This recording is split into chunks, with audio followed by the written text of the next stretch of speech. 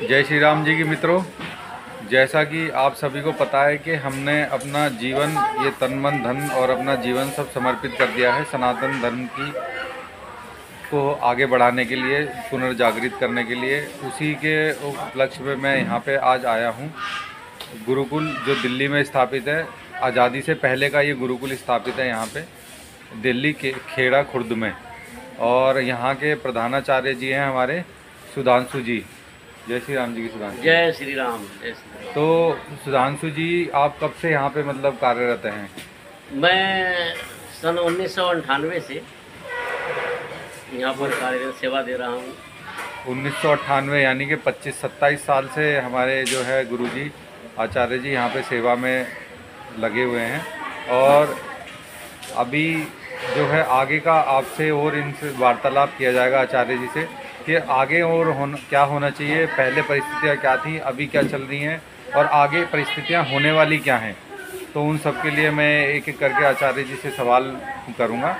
जो उनका अनुभव है उसके आधार पर जो है हम सभी को बताएंगे कि हमें आगे क्या करना है, क्या कैसे रहना चाहिए, आगे की संस्कृति क्या होने वाली है, आगे क्या हाल होने वाले हैं, अभी क्या चल रहे हैं और पहले क्या थे।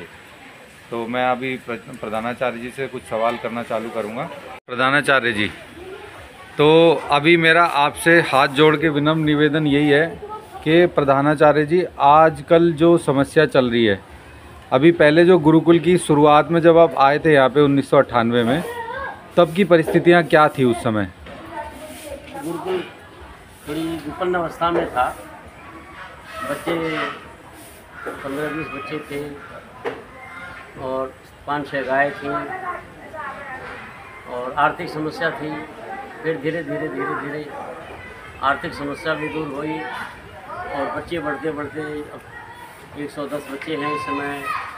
गायों की भी संख्या 150 से ऊपर है और अब गुरुकुल बहुत अच्छी तरह से चल रहा है। तो अब गुरुकुल बहुत अच्छी अवस्था में है और यहाँ जो बच्चे पढ़ते हैं, किसी बच्चे से किसी प्रकार का कोई शुल्क नहीं लिया जाता है। भोजन, वस्त्र, दूध, पुस्तक, साबुन, तेल, इलाज सब फ्री है यहाँ। अच्छा। क्योंकि अब इस समय गुरुकुलों में प्राय गरीब घर के ही बच्चे आते हैं जी। तो गरीब माता पिता अपनी व्यवस्था से स्वयं परेशान हैं, तो हम उनके ऊपर भार नहीं डालते हैं जी। थोड़ी फीस अगर ले लें 500-600 रुपया, 1000 रुपया, तो कुछ हमें लाभ तो हो जाएगा। लेकिन हम जब स्वयं में परेशान हैं, आर्थिक स्थिति उनकी इतनी अच्छी नहीं है, तो हम यह हालत देख करके उनसे फीस नहीं मांगते, कुछ शुल्क नहीं लेते हैं। हम सोचते हैं कि थोड़ी सी मेहनत जो इनके लिए करेंगे, इनसे जो माथापच्ची करेंगे, इतना माथापच्ची हम लाला जी से कर लेंगे, लाला जी से निवेदन करेंगे, दानी सज्जनों से करेंगे जी, उनसे ज़्यादा दान दे देंगे। तो इसलिए हम इनसे न मांग करके संपन्न लोगों से दान मांगते हैं। संपन्न जो हैं। हाँ जी, बिल्कुल बिल्कुल। और प्रधानाचार्य जी, मैं ये जानना चाहूँगा कि यहाँ के जो बच्चे हैं उनकी पढ़ाई का स्तर किस स्तर का है? हाँ, शिक्षा व्यवस्था प्राचीन काल में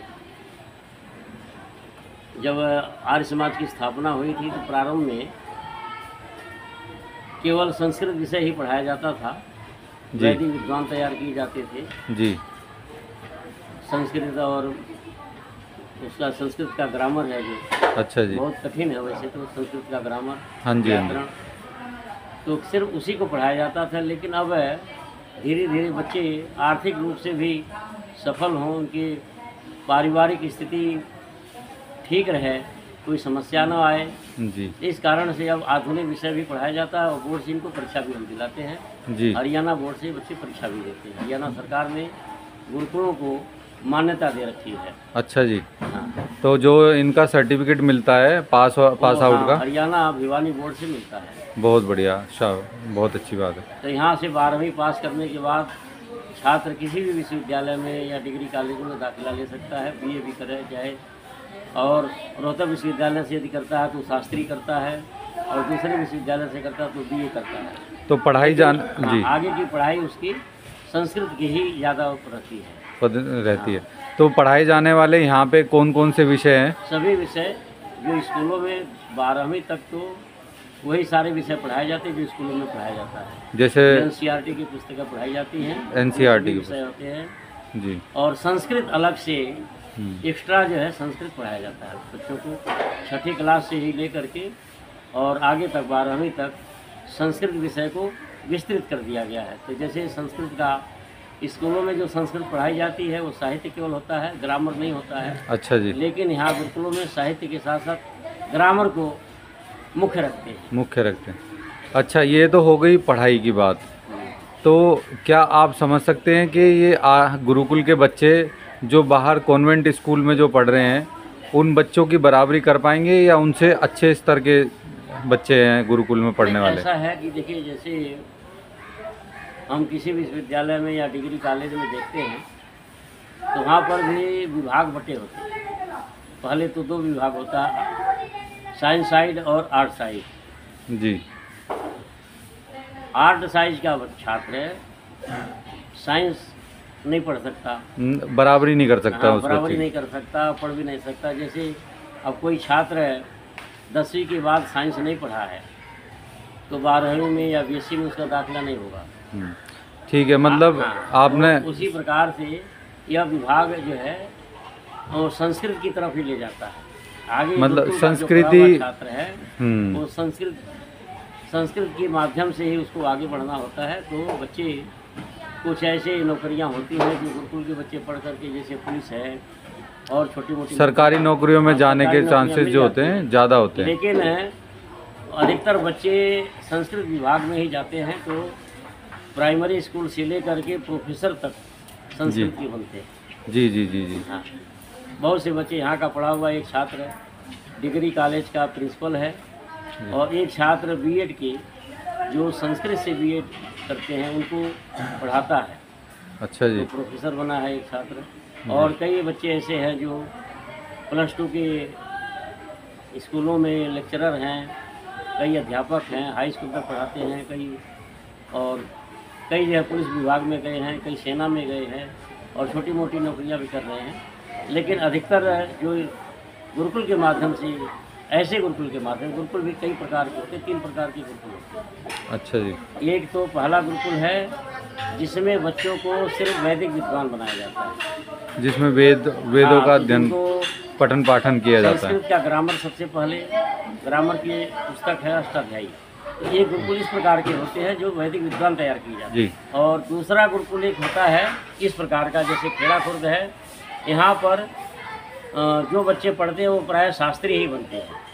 शास्त्री करके फिर जो बीएड करते हैं, फिर नौकरियां लग जाती हैं या आचार्य बनते हैं। और तीसरा गुरुकुल तीसरी प्रकार का होता है जिसमें सिर्फ आधुनिक विषय पढ़ाए जाते हैं, उनका रहन सहन गुरुकुल ही होता है, लेकिन शिक्षा पद्धति आधुनिक स्कूल, सरकारी स्कूलों के समान होता है, जिसमें तो 3 प्रकार के गुरुकुल होते हैं।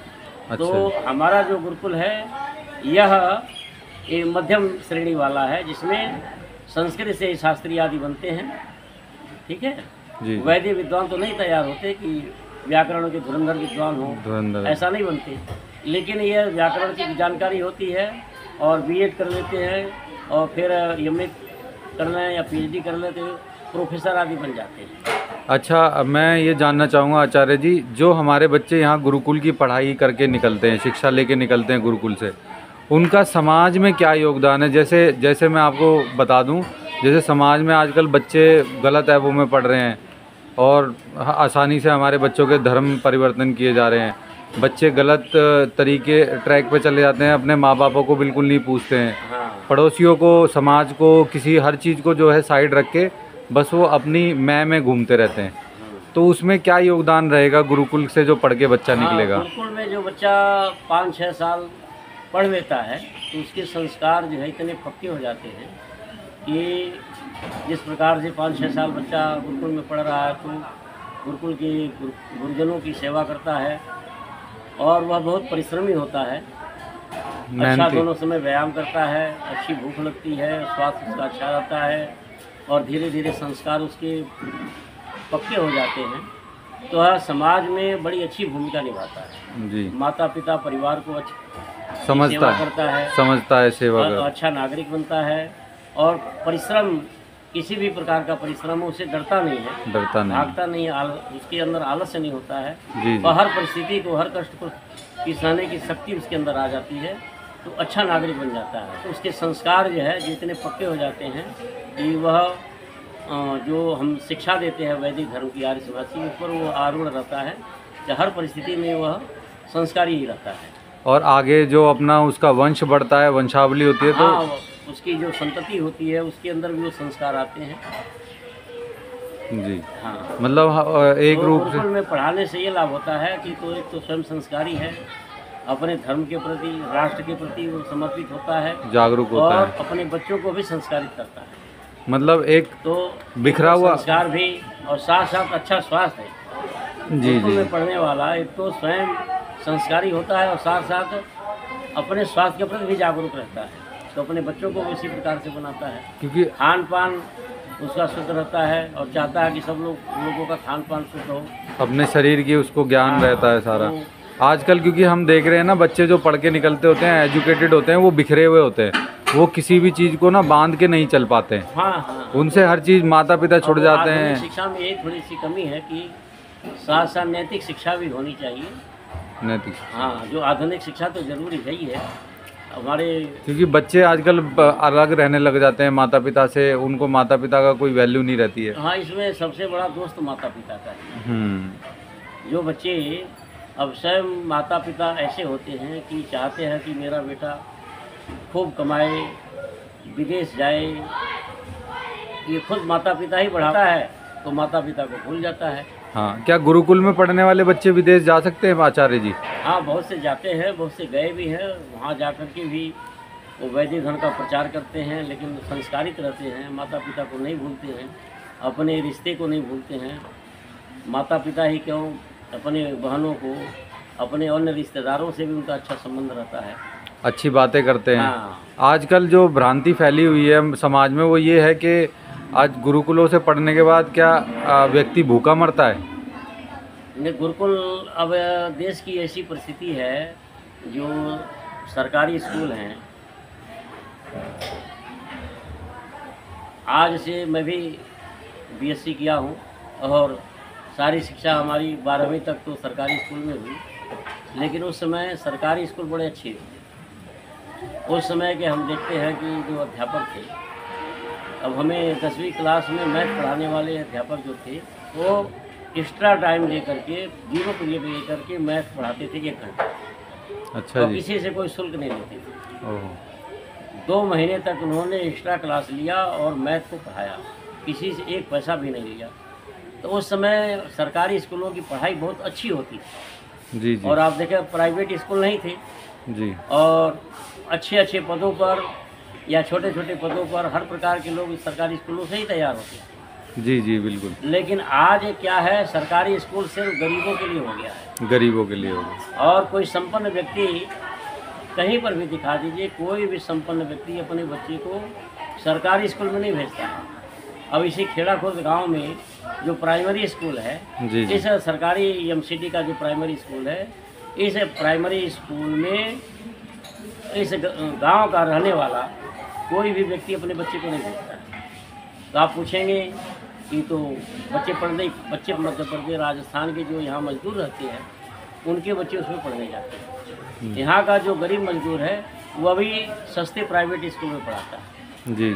फिर जो है जो मध्यम वर्ग का है वह जो है मीडियम साइज की प्राइवेट स्कूल में पढ़ाता है, और जो संपन्न लोग हैं वह जो अपने बच्चे को महंगे प्राइवेट स्कूल में पढ़ाते हैं, और जो अति संपन्न हैं उनके बच्चे शहर के ज़्यादा महंगे स्कूलों में पढ़ते हैं। इस तरह से भारत में शिक्षा व्यवस्था बहुत ही दूषित है, बहुत ही घृणित है, और इसी कारण से गरीब होता जा रहा है और अमीर होता जा रहा है। जब तक महर्षि दयानंद सरस्वती बहुत ही दूरदर्शी थे, क्रांतिदर्ता थे। उन्होंने लिखा है कि विद्यालय में चाहे राजा का बेटा हो, चाहे भिखारी का बेटा हो, सबको समान वस्त्र, समान भोजन, समान शिक्षा दिया जाए। जी जी। और शिक्षा लिखा है उन्होंने, शिक्षा अनिवार्य हो, जो अपने बच्चे को विद्यालय में न भेजे उसको दंडित किया जाए। महर्षि दयानंद सरस्वती ने ये व्यवस्था अमेरिका में है जी। महर्षि दयानंद जैसा लिखते हैं वैसा मैं सुनता हूँ कि अमेरिका में, इंग्लैंड आदि देशों में है, लेकिन भारत में नहीं है। भारत में आप बता दीजिए, किसी संपन्न व्यक्ति का बच्चा या किसी उद्योगपति का बच्चा सरकारी स्कूल में पढ़ रहा हो, नहीं पढ़ता। एक प्रश्न और आचार्य जी, क्या आजकल जैसे समाज एक और समस्या को सामना कर रहा है, जो समस्या है बहुत तेज़ी से बढ़ भी रही है और आजकल सबकी नॉलेज में भी है, ये समस्या है धर्म परिवर्तन की, तो क्या गुरुकुल शिक्षा पद्धति इसमें भी कहीं पे सहायक होती है बच्चों के, कि भाई हमारे बच्चे किसी दूसरे धर्म की तरफ या किसी विधर्मियों की तरफ या गैर धर्म की तरफ नहीं जाएंगे गुरुकुल शिक्षा पद्धति में अगर जो वो पढ़ते हैं तो? हाँ, गुरुकुल का बहुत बड़ा योगदान है इसमें धर्म परिवर्तन को रोकने में, और उल्टा बल्कि आर्य समाज की गुरुकुलों ने, संस्थाओं ने अन्य लोगों को जो किसी कारण से, दबाव से या लालच से ईसाई या मुसलमान बन गए थे, उनको गुरुकुलों ने वापस लाया है। जी। हमारे गुरुकुल में बहुत से ऐसे ईसाइयों के बच्चे भी आए जो यहाँ की सुंदर व्यवस्था, खान पान, रहन सहन आदि को देख करके यहाँ से पढ़ करके गए हैं और वो अभी हिंदू धर्म का प्रचार करते हैं। आप तो गुरुकुलों की बड़ी भारी भूमिका है, और जो समाज में धर्म परिवर्तन हो रहा है जी, इसमें हिंदू समाज को स्वयं जागरूक होना पड़ेगा। आज देखिए, हिंदू समाज में जातिवाद बहुत गहरे तक पैठ बना चुका है जी, और इसकी चर्चा ही नहीं होनी चाहिए। क्या जब तक हिंदू समाज जात पात को और वर्ण व्यवस्था, जो वर्ण व्यवस्था हम आर्य समाजी लोग कर्म से मानते हैं, हम तो बल्कि कहते हैं इसकी चर्चा ही मत करो, कौन ब्राह्मण है, कौन क्षत्रिय, कौन गुरुकुल, मतलब इसकी चर्चा जब तक हिंदू समाज नहीं छोड़ेगा और सब मिलजुल करके नहीं रहेंगे, तब तक ये धर्म परिवर्तन होता रहेगा। मतलब जात पात को भी कहीं ना कहीं रोकथाम करने में और समाज में जो ऊंच नीच का जो भेदभाव है उसको भी खत्म करने में गुरुकुल सहयोग करता है। गुरुकुल की बड़ी भारी भूमिका। देखिए, हमारे यहाँ, हमें यहाँ पर कई कर्मचारी ऐसे हैं जो 10-10 साल, 15-15 साल तक सेवा देते हैं, लेकिन हमें जाति का पता नहीं होता कौन किस जाति का। बहुत बढ़िया। और बच्चे भी, हमें किसी छात्र की जाति का कुछ पता नहीं कौन किस जाति का। जी जी, बहुत अच्छे। आधार कार्ड भी हम लेते हैं, लेकिन हम कभी जाति पूछते नहीं कौन किस जाति का है जी, और कोई भेदभाव नहीं। यहाँ हर किसी भी बिरादरी का हमें कुछ पता ही नहीं होता, और यहाँ चर्चा ही प्रतिबंध लेता है। आर्य समाज में, आर्य समाज की संस्थाओं में, अब जैसे हम किसी से जाति पूछें, किसी आर्य समाजी से, तो सोचेगा ये जो है दोगला है, ये तुरंत समझ जाएगा ये अब पक्का आर्य समाजी नहीं, दोगला है ये, इसीलिए जाति की बात करता है। तो इसलिए आर्य समाज में कोई जाति की बात करता ही नहीं करता है। अच्छा आचार्य जी, एक अंतिम प्रश्न और पूछना चाहूँगा। हाँ, कि आप और ऐसा क्या होना चाहिए जिससे कि हमारे गुरुकुलों की तरक्की हो सके और हमारे गुरुकुल आगे आएँ, बच्चों का भविष्य में, बच्चों का भविष्य निर्माण करने में और देश को अच्छे नागरिक देने में गुरुकुल को और क्या क्या, मतलब कैसे आगे लाया जाए? देखिए, आज गरीबों के लिए गुरुकुल वरदान है जी, क्योंकि जो सरकारी स्कूल हैं वहाँ पर हमारे यहाँ पूरे लगभग उत्तर भारत से बच्चे आते हैं और गरीबों के ही बच्चे आते हैं, और वो प्राय सरकारी स्कूलों के ही बच्चे आते हैं जी। हम देखते हैं कि उनका शिक्षा स्तर जो बहुत गिरा होता है, 7वीं पास करके, 8वीं पास करके आते हैं, लेकिन जो है वो 4ठी 5वीं के लायक भी नहीं होते।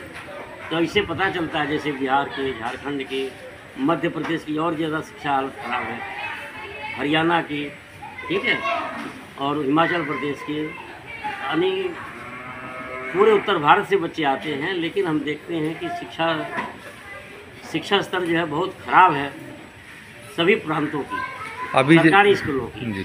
तो ऐसी स्थिति में गरीबों के लिए गुरुकुल बड़ा वरदान है जी जी। क्या पूरी अगर शिक्षा प्राप्त करता है तो जो इस सरकारी स्कूलों में बच्चे पढ़ते हैं उनकी अपेक्षा गुरुकुल के बच्चों को नौकरी बड़ी जल्दी लग जाती है। अच्छा जी। और जिनको नौकरी नहीं लगती है और 5-6 साल, 7-8 साल तक गुरुकुल में पढ़ रहे, तो जो है उसके सामने कई अवसर होते हैं। पुरोहित भी बन सकता है, पशुपालन भी कर सकता है, खेती भी कर सकता है, ये कई विकल्प उसके लिए होते हैं। और कई ऐसे होते हैं कि नौकरी भी पा जाते हैं, साथ साथ पुरोहित भी करते हैं, उनकी डबल नौकरी लग जाती है। जी जी। बहुत से ऐसे छात्र हैं जो यहाँ से शास्त्री किए, बीएड किया, सरकारी नौकरी लग गई और साथ साथ किसी आर्य समाज मंदिर में रहते हैं। आर्य समाज मंदिर से भी उनको वेतन मिलता है जी। और सरकार भी वेतन देती है, सरकार और हवन आदि कराते हैं तो उनको दक्षिणा भी अच्छा मिल जाता है, रहने की जगह भी मिल जाती है। ऐसे तमाम दिल्ली में आपको देखेंगे ऐसे बच्चे हैं कि जो गुरुकुल से पढ़े, सरकारी नौकरी कर रहे हैं, रहने के लिए उनको आर्य समाज मंदिर और हवन आदि कराते हैं तो उनको दक्षिणा भी मिल रहा है। तो ये गुरुकुल गरीबों के लिए वरदान है आज के समय में। ये ज़्यादा से ज़्यादा अगर देश की गरीबों का उत्थान करना है, जिस प्रकार से हम देखते हैं कि भारत में अमीरों की संख्या बढ़ रही है, अमीर बढ़ रहे हैं और गरीबों का उत्थान नहीं हो रहा है, गरीब विकसित नहीं हो रहे हैं, ये बल्कि नीचे जा रहे हैं, क्योंकि शिक्षा व्यवस्था बहुत ही खराब है। तो ऐसे परिस्थिति में गुरुकुल गरीबों के लिए वरदान सिद्ध हो रहा है।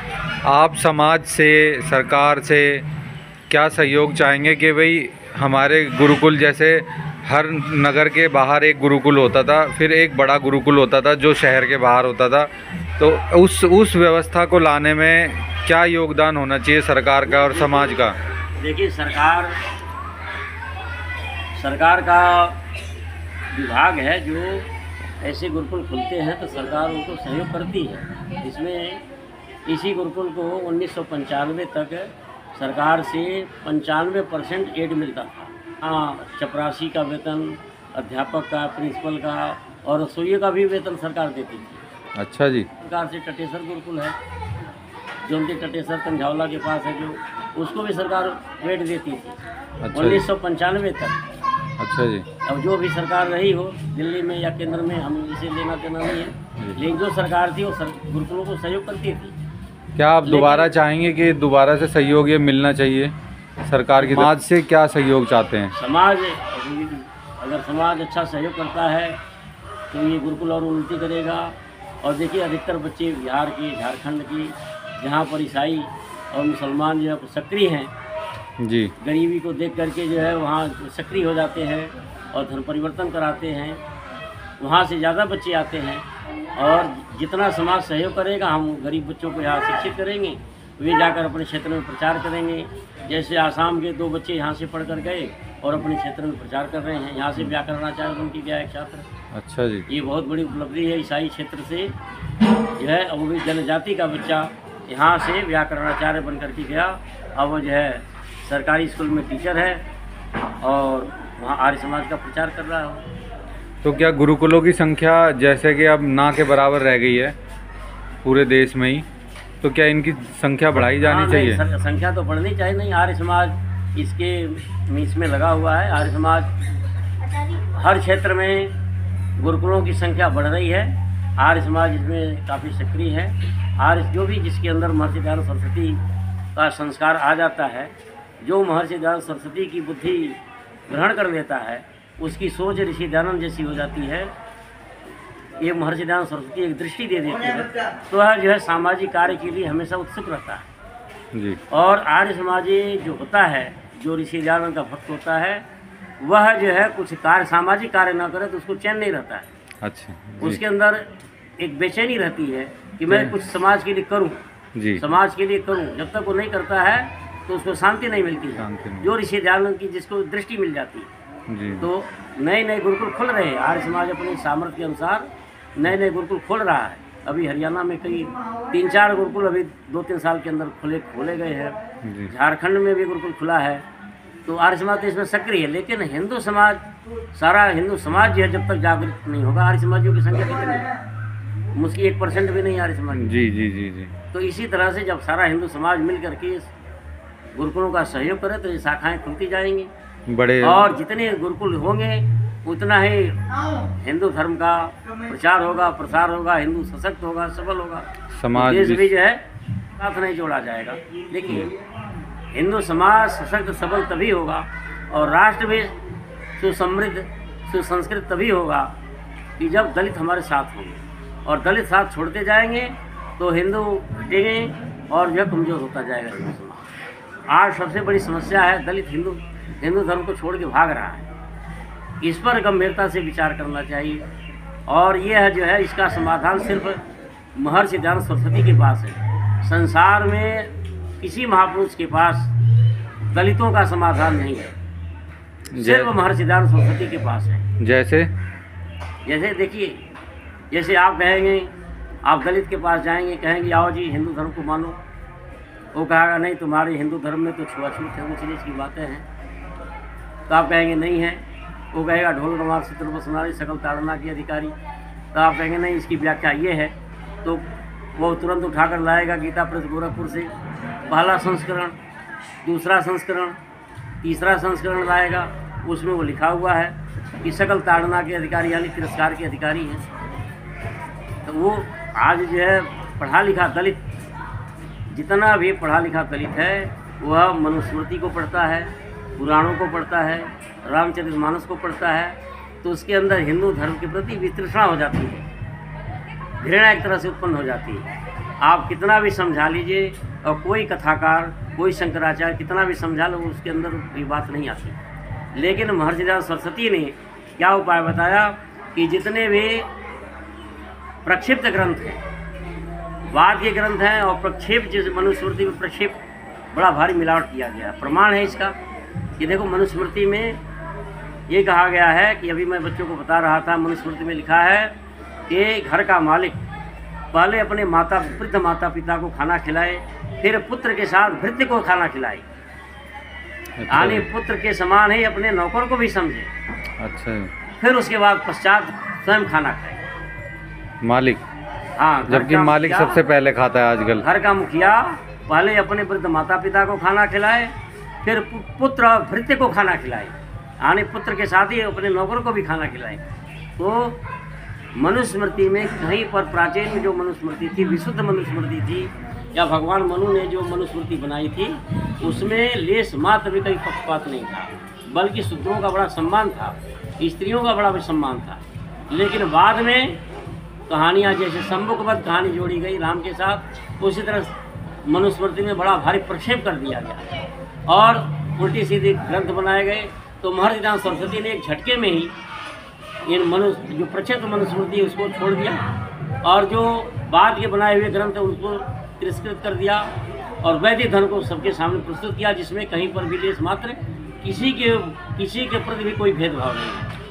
तो महर्षि दयानंद सरस्वती के पास इसका समाधान है, और किसी के पास समाधान नहीं है।